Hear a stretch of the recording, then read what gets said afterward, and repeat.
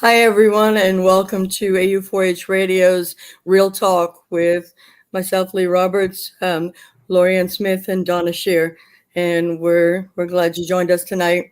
And this is Wellness Wednesday. It's the second Wednesday of the month, and we're going to be talking about everything that pertains to wellness, and it's an umbrella term, so everything that falls under there, it's kind of fair game. So overall wellness and mental health. It's also Mental Health Awareness Month.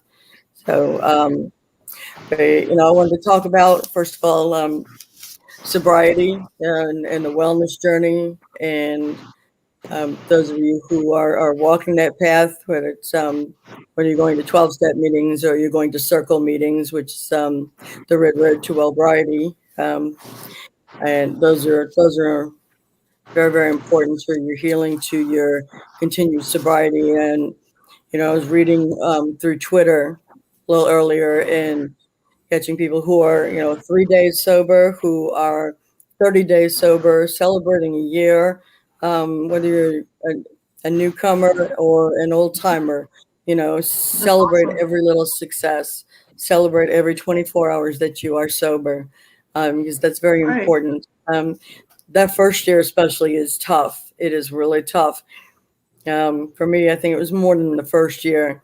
But meetings are very important. And I know right now with the pandemic, everybody's not meeting face to face. There are virtual meetings, but that's doesn't always it doesn't always satisfy that need for support you have. Always remember to excuse me, find yourself a sponsor in whatever program you're in. Find a sponsor and stay in contact with them. If you're having a hard time, that's what they give you their contact information for. Message them, call them, always reach out, because it's really, really critical that you have that support. Mm-hmm. There's whether you're sober, whether you're clean, it's really important. There's so many addictions. When people say addictions, you automatically think drugs. Excuse me. And it's not always drugs that we get addicted to. When Yeah. you're in recovery, we tend to jump from, you know, we'll maybe stop drinking, stop doing drugs, and we'll turn to food. We'll turn a lot of times, a lot of people in recovery will turn to anything that has sugar in it. Sugar's company, it gives us that good, that good feeling. Sugar Yeah. ends up not being really good for you when you pound it down the way I did. But I learned that growing up. Um, love my grandparents, but every time they came to visit, 4 bags of groceries, 3 of those would be candies, cookies, cupcakes. I mean, you name it, it's sweets. So I Mm. found comfort in that from everything I was going through until I was a little older. And then, found the alcohol, the bottle, and um, tried various things, other substances, which really didn't they didn't grab the hold of me like the alcohol did. So I really, really have that strength in my sobriety and in the support system that I had throughout my journey, and the journey I still am on. I'll be on for the rest of my life. It's not easy. It isn't No. easy, whether you can be recovering from disordered eating or eating disorders. I like to call it disordered eating. It's disordered, it's chaotic, it's crazy. Um, People will look at others and they'll automatically judge somebody based on what they look like, and we've got to step back and stop doing that. Um, Mm-hmm. for me, I'm a big girl. I'm 5'3" and holding on for dear life, but I'm a big girl. I'm heavy, and that's for multiple reasons. There are people out there that are, experiencing the same, whether it's from medications that they have to be on, or whether, Mm-hmm. that they found comfort in food Yeah. um, while Or they're healthy. healing Yeah. traumas or other addictions. So please be careful. Be kind. Please be kind. That's right. Above anything else, be kind to others out there. You don't know what they're going through. And I'm not going to sit here and say that, well, I don't judge people. I don't judge them outwardly. I don't judge them in my head.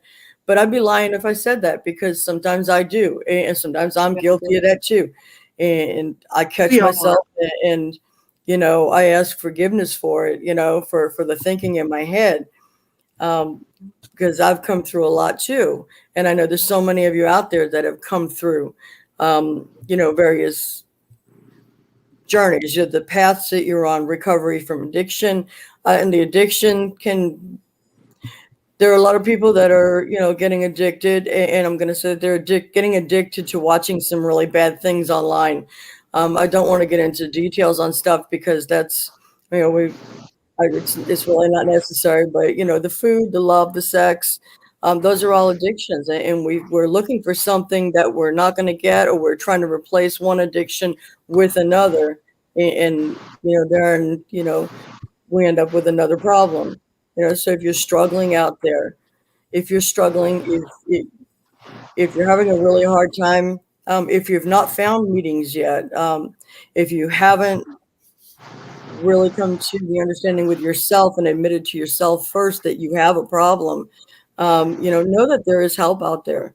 There is help. There is support. There's hope. If you're struggling, there is hope. So many of us are proof of that out there. So please reach out if you need information. We've got resources, on our site. We'll talk about the links later and how you can find them.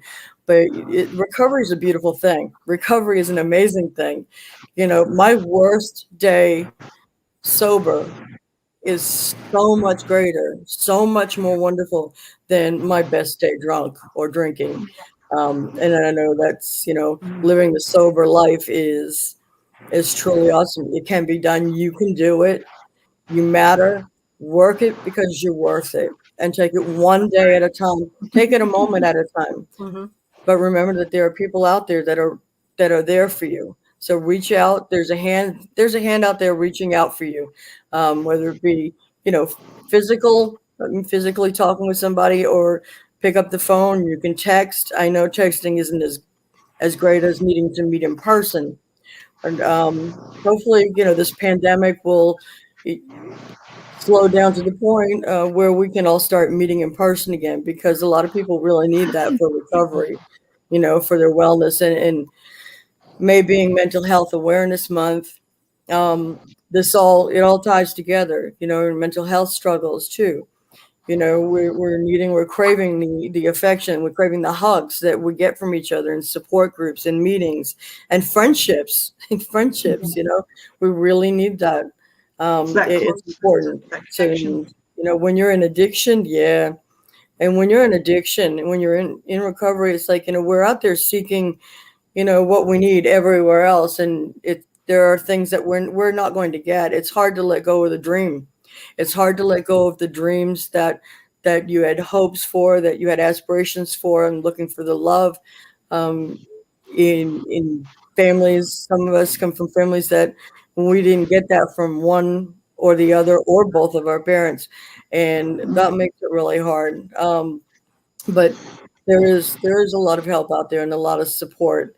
So there was a really awesome Twitter group out there that I found, and it's the Recovery Posse, and that's a Twitter handle, is the Recovery Posse, and it's just a group of everybody, everybody under that umbrella, of recovery. Doesn't matter what you're recovering from. So there's just incredible support there, and there's just so many others that, and forgive me, because I can't list them all, off the top of my head as well, but I know that we've got the Mental Health Crisis Angels over in the UK. They're across the pond. They are an amazing group of people. There's Pinksters Awareness. There's just so many other advocates out there who are there for you. And so just reach out. Twitter is a great place for support for those who are on the journey of recovery. So please reach out. Reach out. I've got something else I want to talk about afterwards, but I'm going to turn this over, to either Laurie or Donna. I know you ladies had something you wanted to share as well. Do you want to go, Donna, or do you want me to go? Go ahead. Yeah, Laurie, go ahead. Okay. Well, I was addicted to drugs as a young person, and not alcohol. I was not into alcohol, but I was into drugs. And I started using drugs at the age of 12 and was a heavy drug user by the age of about 16, and using speed, crystal meth, and anything I could get a hold of like that, cocaine. Um, and it was horrible. It was absolutely horrible. It was, I thought, this cool party lifestyle because my friends were my family, because I grew up in an abusive home. My brothers were drug users. I sort of just followed suit. Um, and I was looking for what I couldn't get at home, which the drugs in this party family actually provided for me, which was going to kill me in the long run. At the age of 22, 21 and a half, right in there, I decided that I needed to get off the drugs. I was either going to die of a drug overdose, or I was going to die just in a drug deal gone bad, or any number of ways. And I thought, I'm going to end up dead, and I've got to stop. So I did actually on my own quit using drugs, those types of horrible drugs. But it took isolation. I really had to make choices. And I did tell my friends, I love you. You've been here for me the whole time. I will always love you. But if I hang around with you, I'm going to want to do the drugs. I just can't say no. If somebody was using one of my friends had some drugs, I was in on it. I was there. So it's I had to cut my friends off, which was really horrible.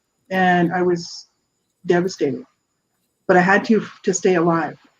So it's sometimes these choices that we make, we have to do what's best for ourselves. We really do. And I loved my friends.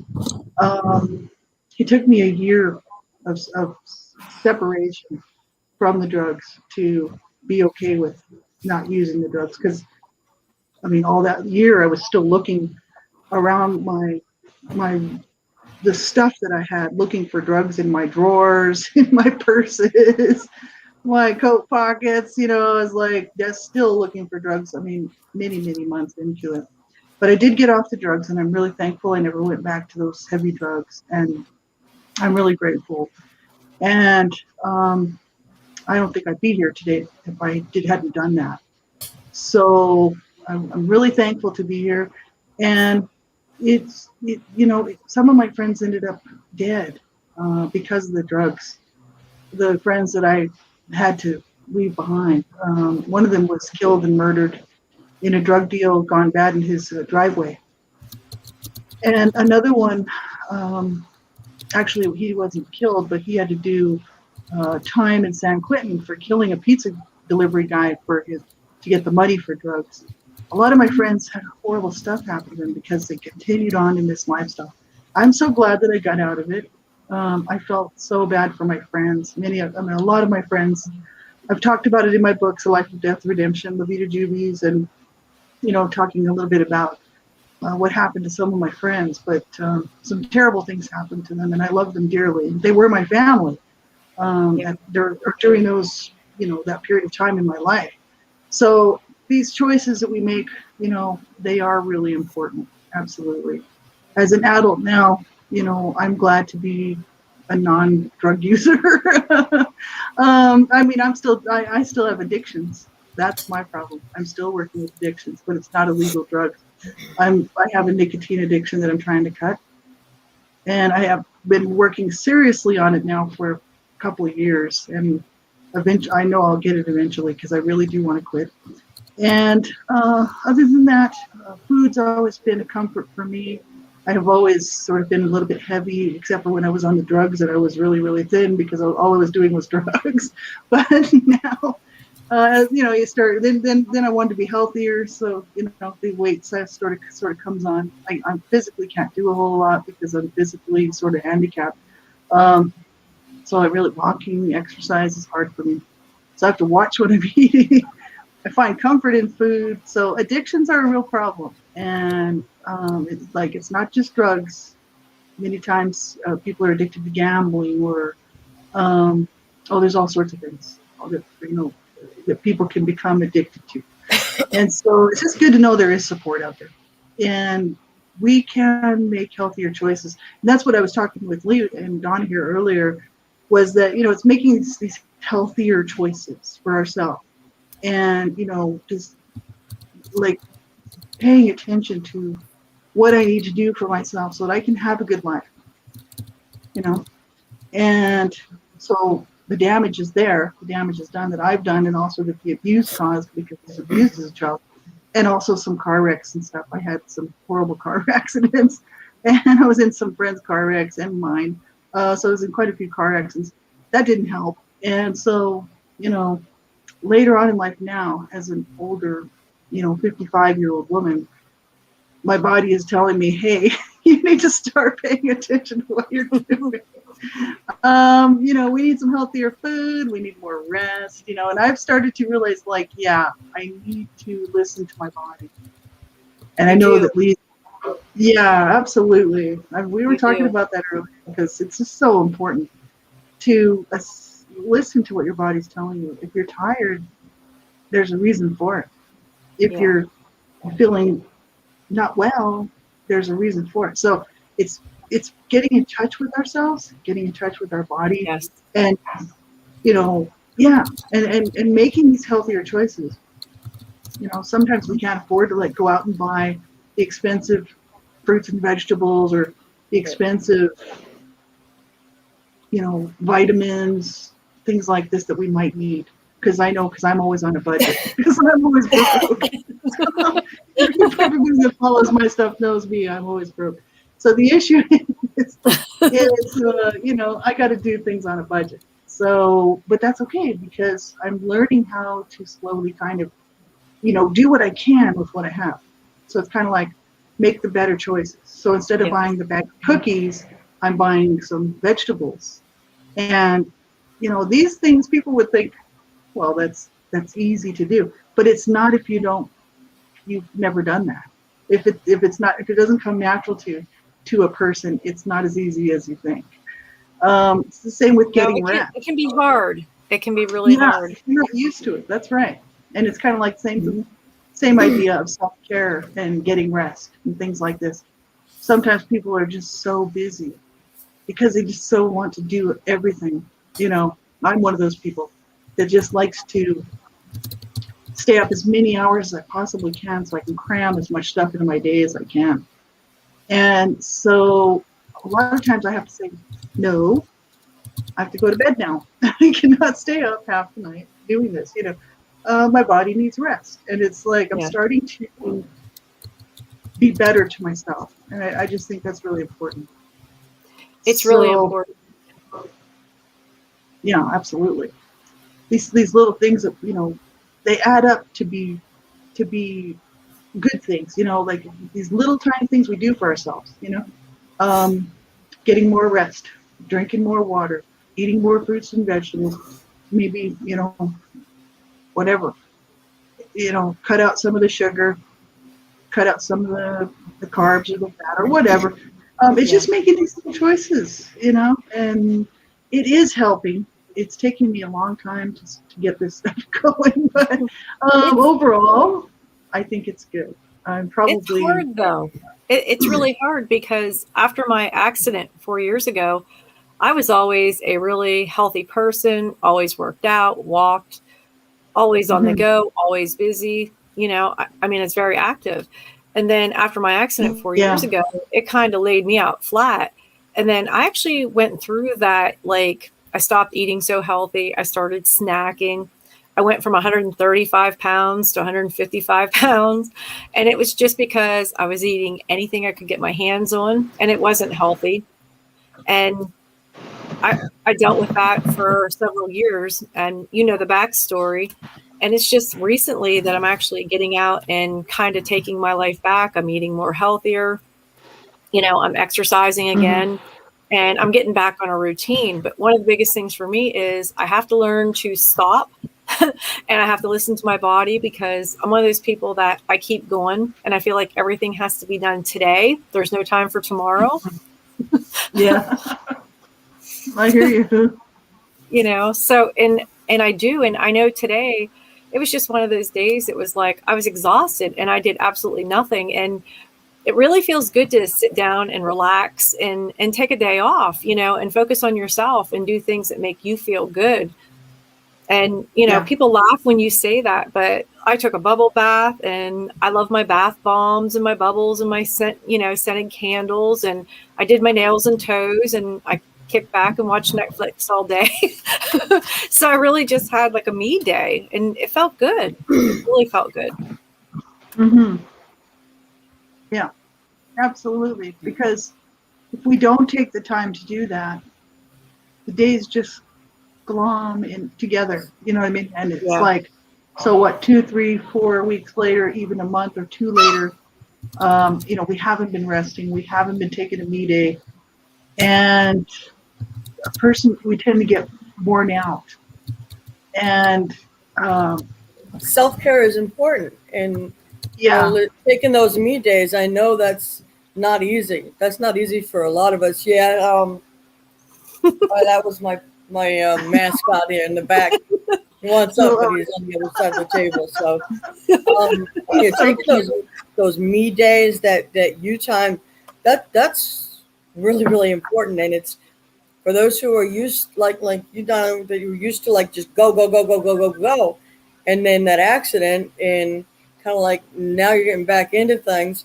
Um, it's good to remember to take those days for yourself, to take Yeah. that time. Your body, listening to our bodies, is something that, a lot of us maybe didn't do before we, ended up.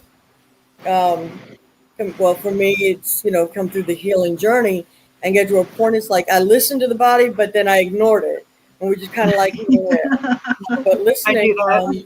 overall wellness, and for me, it's like the being physically healthier.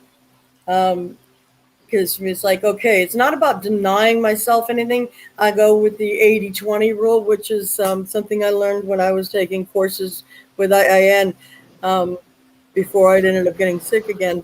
And that's, eat, eat as healthy as possible, 80% of the time, and then 20% of the time, it's like, can I eat what you want within reason? It's like, okay, you want a bunch of cookies. You want, for me, if like ice cream goes pretty quick. So it's like, and I bought myself a little pint, a couple days ago, that it went in like 3 days, which is I really like good ice cream. because I'm used to getting a half gallon and having that gone in less than a week. And that was really not good. But the bad thing, and I was sharing this with Laurie before we actually started the show tonight, is that I have this, I had this craving for, Oreo cookies, and not just the regular Oreo cookies. No, we go double stuff or nothing. And, all there was like That's right. a size pack, and next thing I know, it's gone in 2 days, but it's like, that was not good. But I haven't done that in months. So, I deal with the binge eating disorder. And so I've learned to let up on myself, not beat up myself so much. It's like, oh my God, you ate the whole package. You did not eat the whole package, girl. And I'm like, yeah, you did. You ate the whole package. And it's been when you bought them last night and they're gone today. So that's not a good thing. But I've come a long way in that journey. So, if you're out there dealing with that too, it's like, don't beat yourself up so much, really. Do the best you can. Do the best you can. Make healthier choices. Mm-hmm. Now, I try to eat pretty much 90% of the time. I will eat a plant-based diet. I don't like the word diet because it's like, we got a diet and then I'm going back to regular eating, and then your body's going, and things just, get That whole crazy. yo-yo thing. For me, it's about eating, eating a little bit healthier. And if you want something, I've always got dark chocolate in the freezer. Chocolate is the one thing that I absolutely love, but I get the 90% chocolate. It's got like there's like three ingredients in that one. So I keep it in the freezer. I'll break off a little piece, if I get the craving, and let it melt in my mouth. But and you were talking, Laurie, about budgeting. When you're trying to eat healthier on a budget, Mhm. wow. Yeah, she tried to do that for years. And then as a single mom, Mhm. feeding myself and my child on a very strict budget. So it's not always easy. It's when I learned, okay, crock pot meals. With crock pot meals, freeze portions, and, Mhm. that helped me a lot. I've learned that, I will pay a few pennies more for something if it means it will, because it's just me here now, me and the dog. Um, So I do have to get extra vegetables because he loves his greens. He loves spinach and all that stuff. So I've got to make enough to share. But and fruit, absolutely loves fruit. We're doing a lot of that right now. That's cute. I just cut up a bunch of fruit because it's hard. You look at what you've got in the fridge and it's like, oh, I don't feel like cutting that up. I don't feel like doing this. But if you take the time and you cut up the fruit and you put it in a bowl, or you make those. You take one day, like maybe Saturday, or an afternoon when you have a little bit more time, and you make extra in the crock pot or the oven or however you cook, and freeze portions. I guarantee that will help. That helped me a lot because I have an issue with portion control, obviously. Binge eating, and that's it's still a struggle for me. It Oh yeah, me it's too. it's not as bad as it was. Laughing with laughing with my interpreter waiting to have my second eye surgery a couple weeks ago because we both love the cream horns. And the cream horns, the vanilla cream in them, and you got like 4 to a package. I Those are good. get cravings where I would, I'd go get 2 packages.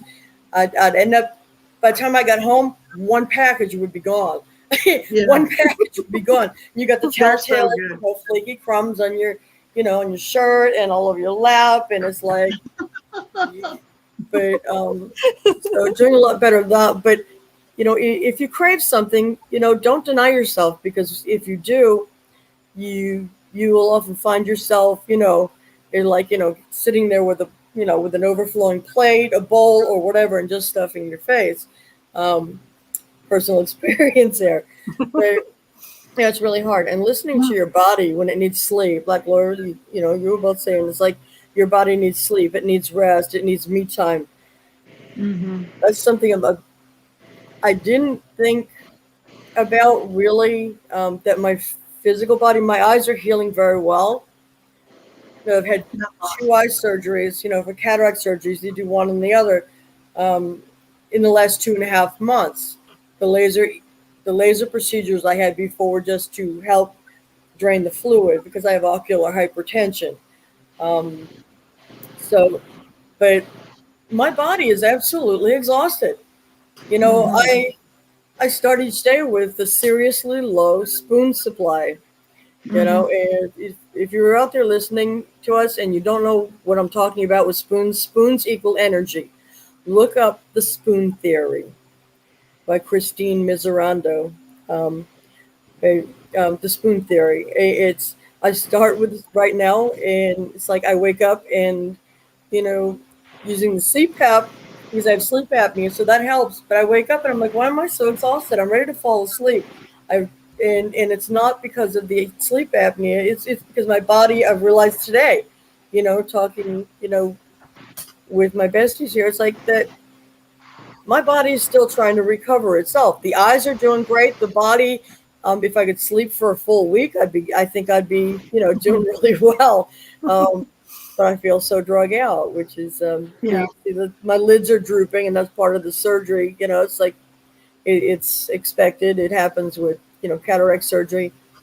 But so, and I'll still need to get glasses. It But takes a lot out of getting back to the physical needs, my body is just wiped out. So I'm trying to sleep and rest as much as I can. Although I didn't get the nap in today because I was, you know, I just you. didn't. And I've got to, listen to my body a little more while we're, going through this healing process from the surgeries. because 2 surgeries in 2.5 months is exhausting on your body. You've got to get ready for the Yes. surgery. You've got to do certain things to prepare, and then you can't pick up things. You've got restrictions after the surgery. So it's been a lot. It's kind of taken a bit of a toll on me as far as sleep goes and exhaustion. Um, but I'm here, so that I do want to mention something real quick, and then I'm going to let one of you guys take over for a little bit. I read something. Now animals bring such joy to our life. We all three of us have animals, or actually they have us. They own us. We don't own animals. They own us. That's the way it is. They pick us and stake their claim. So, but the animals, when you have an animal, it's for life. And I read something earlier today that really upset me. It's like people, and I knew some of this was going to happen, but people are returning their animals that they got during the pandemic at an alarming rate. And Yeah. animals are for life. Animals are not like, okay, we're single and we'll keep you until we have a baby, which is, Wow. although I'm truly blessed to be owned by, the amazing Otis here, he was surrendered. He was surrendered to somebody else. He was being terrorized there by their animals and the kids. So, I was blessed with him to find him. Don't go to Craigslist, but I went there that one day, and he was like, hey, paw signal, mama, come get me. So I went and got him. But the people that originally got him from a breeder gave him up because she got pregnant. And it's like, I'm thinking, I just get so angry at people. It's like, you think these through, okay? Animals are for life, not until, we're going to have a baby, we're going to have kids. You think about the animal you want to get. Is it a good fit for my family? Is it a good fit for our situation, both now and in the future? In the future. That's right. It's like, okay, people are working from home now, and a lot of people working remotely. Okay, let's get an animal. We'll get a dog, we'll get a cat. Okay, pandemic is starting to lift a little bit in some areas, so we're just going to bring the dog back because we just don't have time for the animal now. It's like, excuse me, you need to think these things through before you adopt an animal. If you're fostering, God bless you. All of you out there, all you fosters and rescuers, thank you for all that you do for the animals. But people, when you're adopting an animal, think these things through, because you're going to have to find, your schedule is going to change when you go back to work. If you're going back into an office, think about that before you adopt an animal. Okay. Because that's just not right. It's not right. The animals clearly don't deserve it. They love you unconditionally, and you're putting conditions on your love for them and your time for them. So if you're not going to have the time for them in the future, don't even bother. Don't even bother.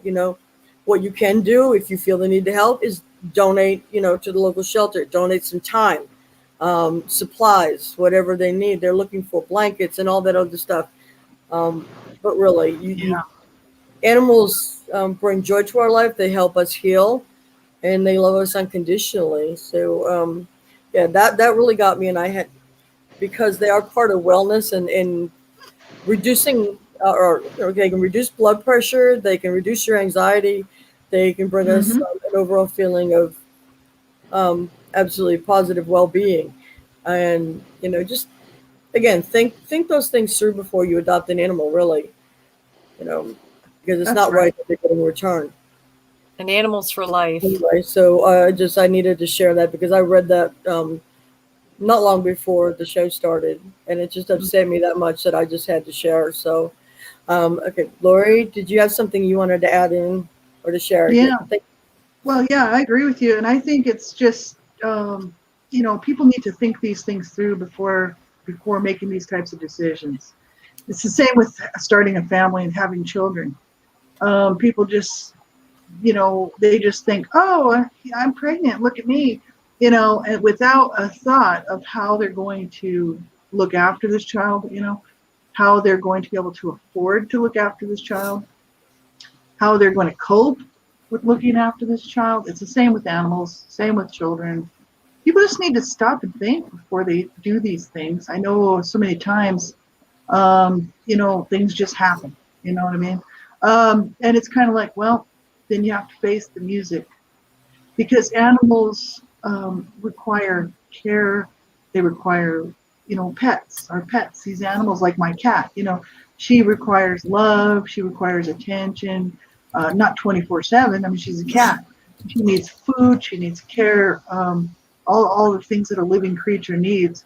And for people that are out there just, not even thinking about having, a family and starting a family with children, becoming pregnant, and without a thought in their head of how they're going to do this, whether they're going to even be able to provide all the things for these children when they, as they grow up, for these babies, people just don't think. And it's like, these are living beings, and they deserve love and care. And, they're counting on you to provide that. So people are I don't know why people don't think, but I agree with Lee. It's very heartbreaking. And, people just, needing these pets to get through the pandemic. And once the pandemic once the restrictions are lifted and people are like, oh, well, I'm busy now, so who cares about the pet? But people have been doing that for years, They do. Bunnies. Yeah, especially with like animals like bunnies. People get bunnies and they think, oh, how cute. I had a bunny, and it's a lot of work looking after a bunny. And I had to get a book on how to actually do it. Bunnies are wonderful, and they will, and many of them, mine was potty trained. So mine used a cat box to go to the bathroom. So, my bunny actually trained himself by himself. All I did was put the cat box there for him to use, and he just jumped in there, and that was it. But the thing is they need and require a lot of specialized care. And so if you're not willing to do that for them, then don't get one. Because here in Calgary, where I live, there's people releasing these domesticated bunnies into the city streets all the time. And the city is really basically overrun, parking lots and little, grassy areas with these bunnies. They used to be pets. And I used to have a bunny. He lived naturally and died of natural causes to the age of 8. But I loved my bunny. And there's no way I would. Oh yeah, he was so cute. He was just a wonderful guy, my sunshine bunny. And there's no way I would just cut it and send him out into the street. No. Off you go, little bunny. It's like, no, it gets to be minus 35 up here. They do survive in the wintertime, but it's hard on them. They're domesticated, and then they're sent off. It's kind of like, popping a baby out, every 9 months and sending it off, oh, well, I don't want this thing. It's like people just need to start making better choices and thinking about what they're doing. You know what I mean? I'm not perfect, and nobody I know here is perfect. No one is. So the issue is kind of like, we need to think about these things before we, before these things happen. Because these are real living creatures. It's just not fair to them. If we can't provide what they need, then we shouldn't really be having them, whether it's animals, pets, children, whatever. No. So it's important to know what you're capable, what you want out of life. You know what I mean? Before you go do something like that. So I agree with Lee. And, I do too. I do. A lot of people here, they'll buy bunnies or little chicks for their kids around Easter time. Yeah. And after about 6 weeks, 8 weeks, all of a sudden you'll see it circulate on Facebook that they're giving them away to a good home, or, they're just setting them free. And it's like, you cannot you just can't get an animal, and then after 6 or 8 weeks, when it starts growing or it gets too big, put it out in the street. But here they do all the time. And it's like, I always say, you can't do that. A pet's for life. And I always feel so bad and so sorry for the animals, because, my cat, I rescued that from the SPCA. My one dog, I had rescued her from someone that couldn't keep her any longer. And then we just got the new boy. And he was a little gift from God or family. But but I could never imagine like just, like putting an ad saying, they're free to a good home, or putting them out in the street, because to me, they're part of my heart. They're my family. And I'll have them until either they pass on or I pass on. Yeah, they are. They're part of our family. That's what they should be, right? Because this is a living Yes. creature. It's a living being. And like Lee said, they love us unconditionally. So They do. They are really part of the family. Like my cat, she's a cat. She does her own thing most of the time, but she comes around for pets and stuff.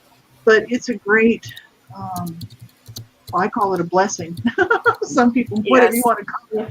I say it's a blessing, to have her in my life, as much as she doesn't need constant care or anything. She's a cat. She does her own thing. But the thing is it's just such a blessing to have this, to share this life with this little awesome little cat who loves me unconditionally and is happy to be with me, and I'm happy that she's with me, and I'm happy to be with her. It's a beautiful relationship, and they are very special to us. All of my pets have always been very special to me. Did you ever notice if you're having a bad day or you don't feel good, how your pet will snuggle up to you?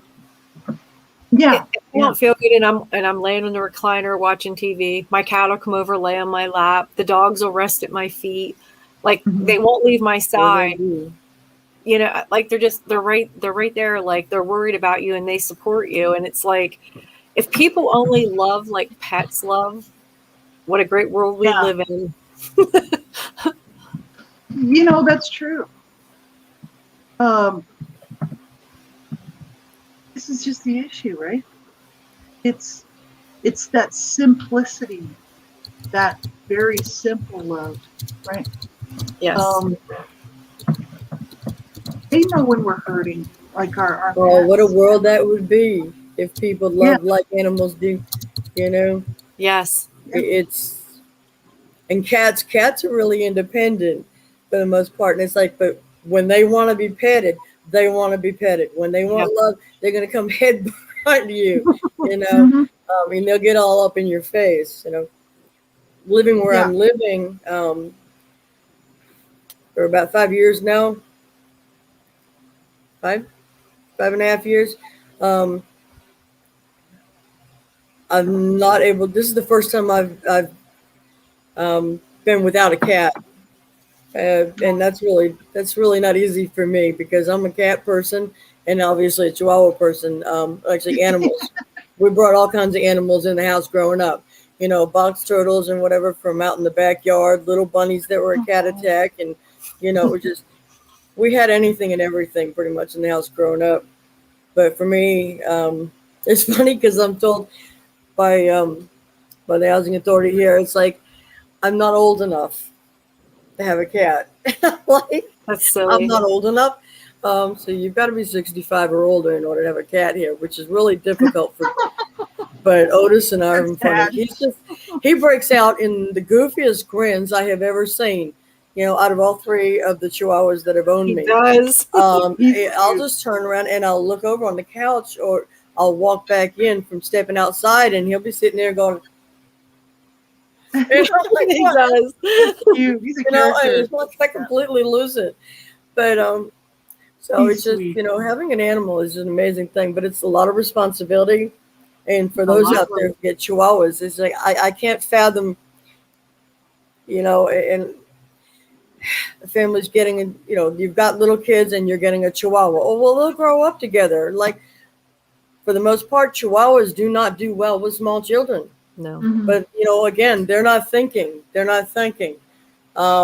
they're not researching, the animal's needs. Is it a good fit for my family? Is it a good fit? In general, it's like, It's not the right kind of dog. Honestly. But it is. We live in a crazy world.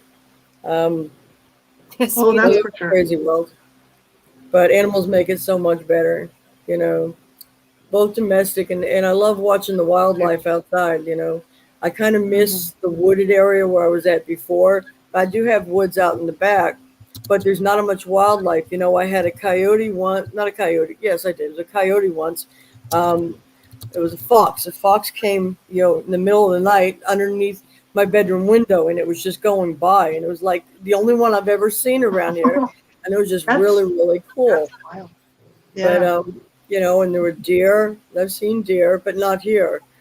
So I kind of miss that aspect of it because it's really incredible just to sit there and watch nature around you. The squirrels, the birds. It's just incredibly awesome. Yeah, it is. It does so much for our mental health. Which boosts your mood. It's it can, for me, I know it can turn my mood around in like that, just that quick.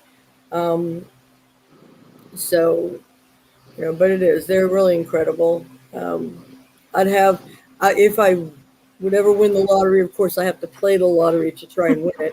I would love a little sanctuary for older animals, for older cats, and older, some chihuahuas that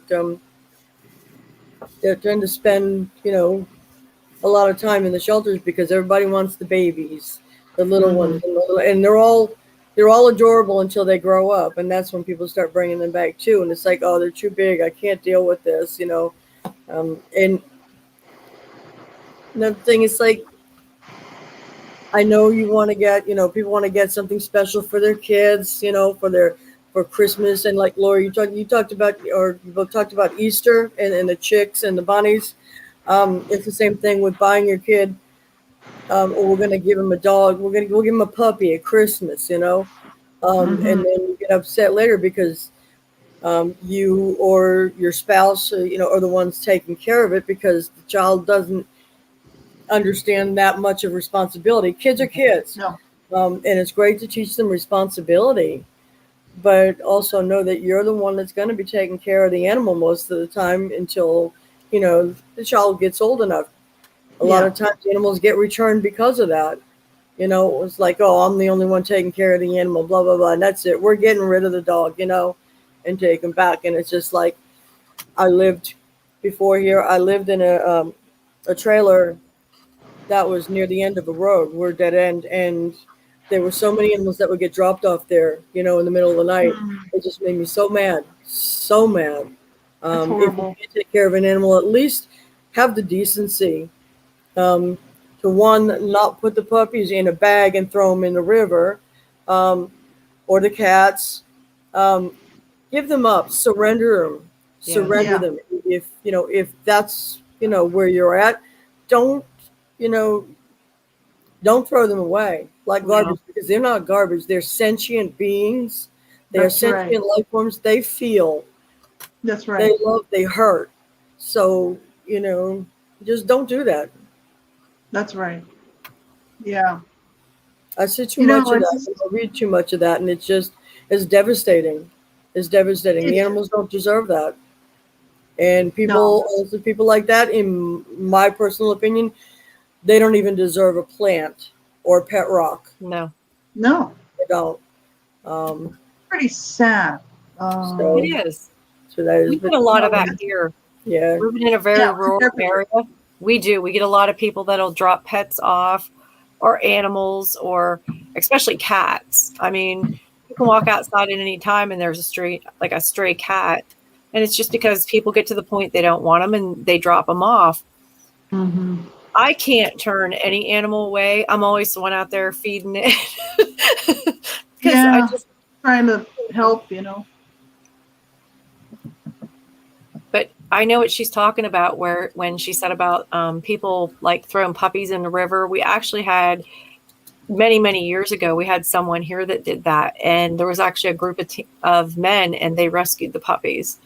And the whole community come down on this man. He actually ended up moving. Put out the water bowl, Mm-hmm. Yeah. Yeah, that's sad. It is happening all over the place. And it's sort of this whole idea that like these are living creatures. People don't respect life. That's what the problem is. That's exactly it. People have no regard for life, whether it's human, animal, whatever. No, they don't. It's just, to me, that just says everything about the problems with our society. Because to me, to disregard a life, whether it's an animal or a human being, is kind of just like the lowest thing I can think of. It is, but Laurie, we have people throwing babies away in garbage cans. I know. Dogs. I mean, people have no respect for life. And if you think about it, every day we see headlines where someone is killing a child, abusing a child, abusing a pet, or, or throwing it away or killing it. People they have no respect for life. And that's sad when you really think about it. It is. It's actually tragic. That's why, to me, I love that saying, makes so much sense. To see evil and not call it evil is evil. Yes. Because, you see something like that and you don't say there's just something wrong with that, then you're part of the problem. This is why this world is the way that it is. And it always has been, and it always will be, until people start changing the way that they feel, and the way that they see other living beings, whether it's an animal or a human being. And to me, there's this whole issue that of dignity, the dignity of life, and that is one thing I think that people. I don't think. Most people spend much time thinking about it. No. But whether it's human dignity, or the right to life for an animal, the right to life for any human being, it's so important for people to realize that these things should not be taken for granted, and they shouldn't be just treated like, with this irreverence, this kind of like, doesn't matter. It does matter. Every time somebody kills a child, it does matter. It does matter. Every time somebody throws a child out, a baby out around the world somewhere, anywhere, out into a garbage bin, it does matter. That's a living being. It does. And it's the same thing with an animal. It's the same exact thing. That's a living being. So for somebody to take a dog or a cat, a family pet, and just dump it out in the street, kill it, whatever, abuse it. This is also incredibly wrong. It is. So it's so important for people to realize, like, you need to speak out about this. We do. And we need to stand up against this stuff. The only reason why we have human rights is because people fought for them. And the only reason why we have animal rights is because people fought for them and stood up for them. And same with, child rights. I mean, child rights were non-existent until, basically late 1800s, early 1900s. So it's kind of like, unless we're willing to stand up for these rights and actually say, you see evil, you call it evil. Because if you don't, that's evil, man. Exactly. And so we see something wrong with the situation in this world. We need to be standing up against it, and we need to be speaking out about it, and we need to spread the word. We do. Parents need to educate their children. You don't treat animals, and you don't mistreat children. No. And those children then need to do the same and educate their children. It shouldn't be up to the teachers. This is a parental thing. Exactly. Teachers are not the parents. The parents need to. I'm not going to say it here because I'm not cussing on this show. So I'll tone it down a little bit. Parents need to take responsibility and do their job. Because the reason this world is the mess it's in right now is because people did not do their job. Bad parenting. That's why we have all of these issues going on. Seriously. People killing people, people raping people abusing animals, destroying property. I mean, you name it. People need to be responsible and, take responsibility for what they're doing. And parents need to start that with their children when they're young and teach them that all life, has dignity to it. There's this dignity about life. And we need to respect it. We need to respect life. We need to respect animal rights, human rights, and, you know, treat people with respect, treat animals with respect. Our pets, I'm talking. You know, you got to treat the wild animals with respect too, because they'll kill you. And that's not their fault. You walk into a habitat, you know, of a bear who's just had cubs. That mother bear is going to protect her cubs. Yes. And she will kill. She'll kill. That happened here just recently where I live, just 20 minutes outside the city. A man was mauled by a bear because he came across the cubs with the mother, and the mother killed him. So, you know, wildlife requires respect as well. That type of respect. So do pets. Pets require that same respect, that care. They're a living being, you know, and same with humans especially. But we can't even get that. We can't even get people to take care of their children and to, you know, respect that child has rights, that human rights and child rights, and that it's not okay to just dump them in the garbage or abuse them, right? Lee, did you have something you wanted to add in there? Okay, something I've said this in the past, but not recently. Anybody that wants or is thinking of getting an animal, it should be mandatory that they volunteer some time for the local shelter, and help out. It should be mandatory for anybody that wants to adopt an animal. And, you know, not just an hour or two, but, you know, spend like a week there at least, you know, and then rethink, you know, do you still really want to get an animal? This is what you're going to be doing, you know. They should be made to volunteer, you know, before anybody's allowed to adopt an animal. Yeah. Just my thoughts, you know. Most would change their mind. They wouldn't get a pet. My thoughts. I agree. Yeah. I agree. They really would. I know when my daughter was a little girl, she would take any pet that she would find, whether it was a dog, a cat, a kitten. If she found like a wounded bird, she would bring it home, and she'd be like, "We got to nurse it back to health, and we got to take care of it." And she was so kind and like, so loving. And I said to her one day, "You can't bring everything home." And she said, "Where do you think I learned it from?" And I kind of like chuckled because I was that person. It's like, oh, there's, you know, someone threw some kittens away, so we're going to feed them. We're going to take care of them. We're going to take them to the shelter. You know, we're going to get them help. And I had to laugh because it didn't matter what it was. She would bring this animal home and she was going to see it through. That's awesome. And that's really important. That was me growing up, you know, with mom and nana's nurses too. It's like, you know, I want to help all the animals. That was Ashley. You know, make them all better, give them all homes, love them all, feed them all, you know.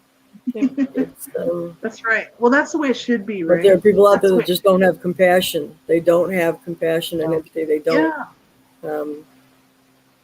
They don't have compassion for their own children. How are they going to have it for? I have had a dog cry. People say they don't feel.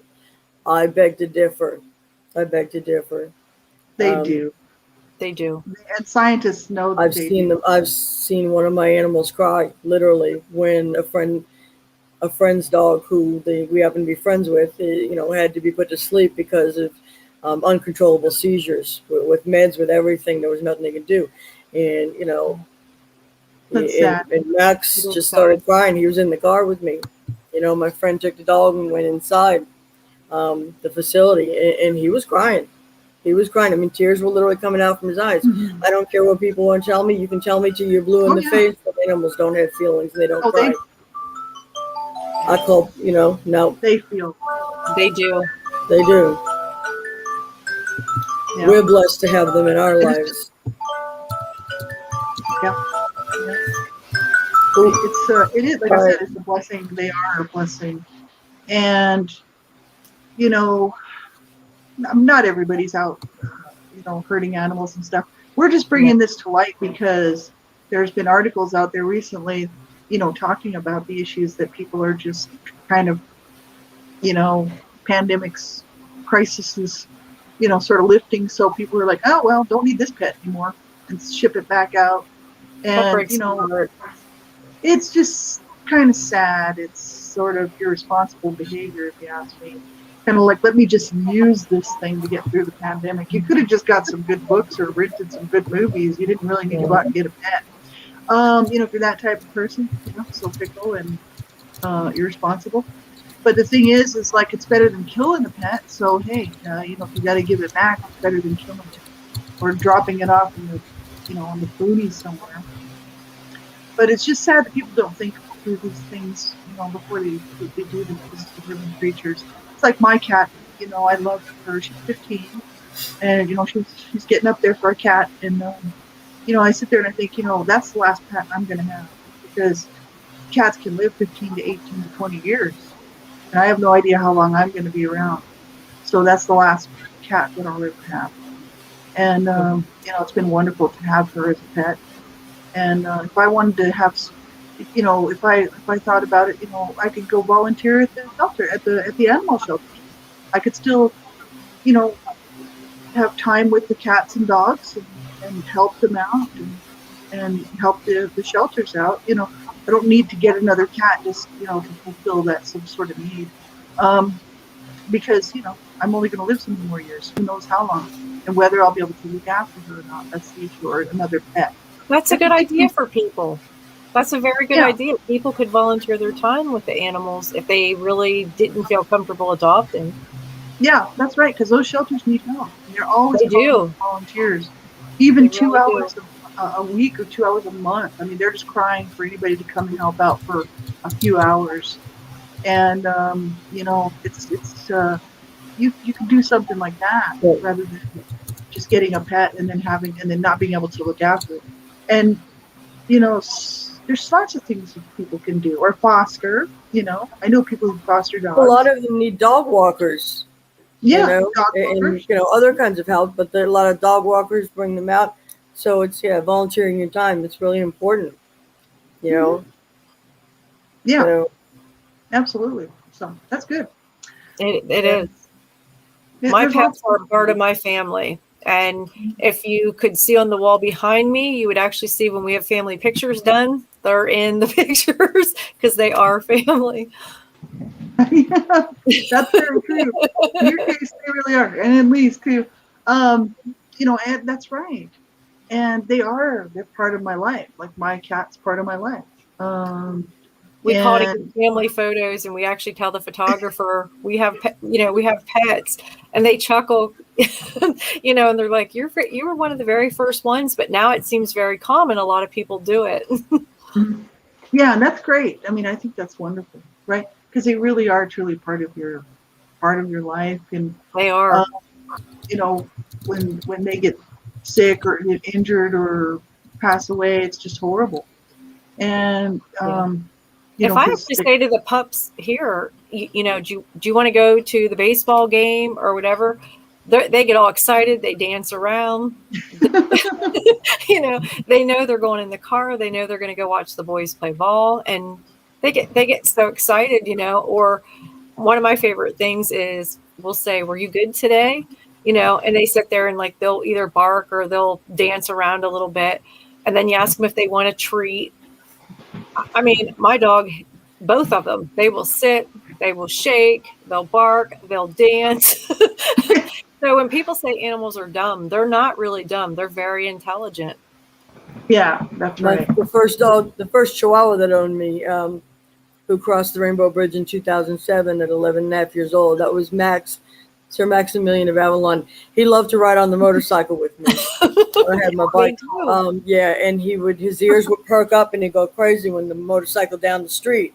I was about 4 to 6 houses down. It would start up, they'd start up the bike and he's just like, ooh, ooh, ooh, and I had a friend who's Welsh Corgi. Every time she'd go for the bike, he'd be right on the back seat, He would be right in back and he would ride with them. It's really cool. They're highly intelligent, highly intuitive. And like y'all mentioned, it's like, they know when we're having a bad day. They know when we're sick.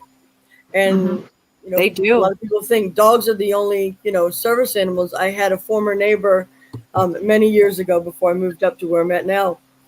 Her cat actually was not a trained service animal or anything, But when this young woman would start to have a seizure, prior to her having a seizure, and she had some bad ones, her cat would jump right up on her chest and stay there and get in her face and not move. And she couldn't figure out why she couldn't move the cat. And that was why. And that happened every single time. So she finally caught on, oh, you're sensing the incoming seizures. So, you know, I mean, animals are brilliant. They Absolutely are. brilliant. They are. Yeah, they are. So, They're wonderful. And they sense a lot of things that we can't sense. That tells you how smart they are.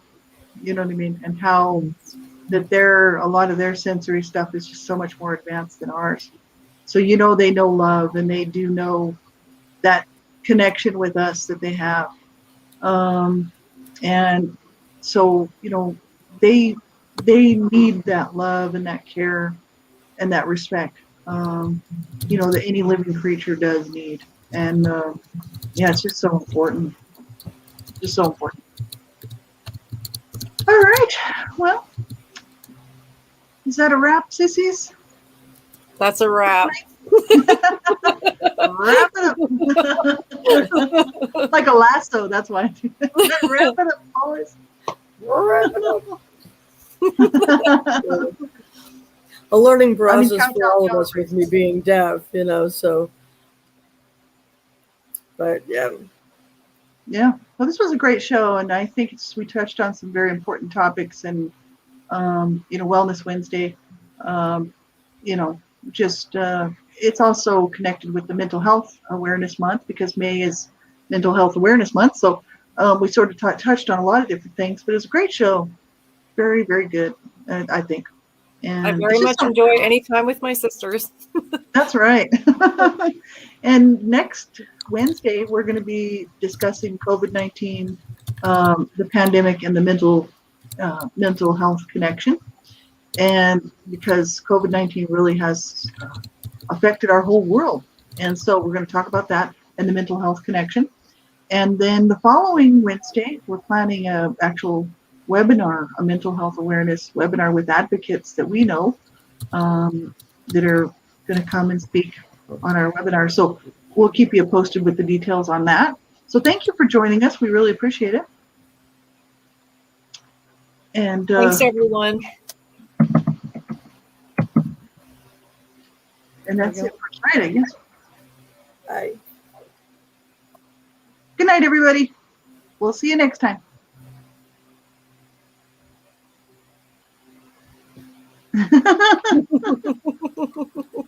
Thank you for joining us.